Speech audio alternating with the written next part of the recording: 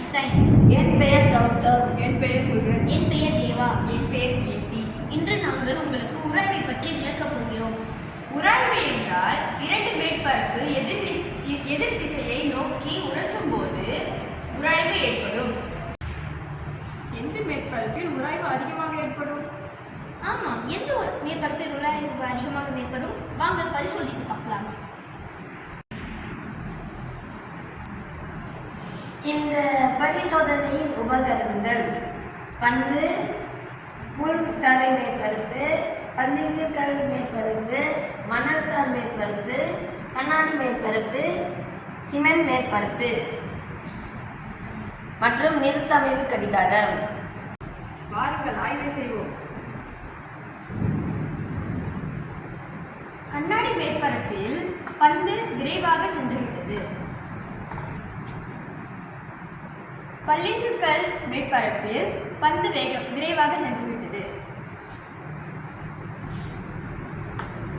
மணல்தாள் மேற்பரப்பில் பந்து செல்ல அதிகமான நேரத்தை எடுத்துக்கொண்டது.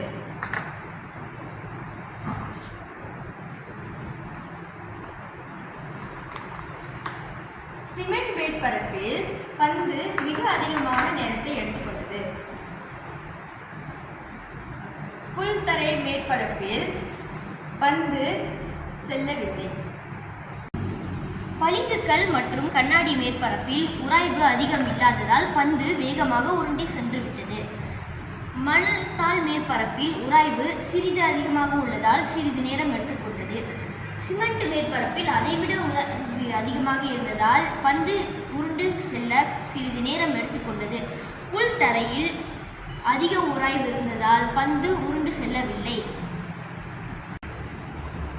உராய்வை குறைக்கும் வழிகள்.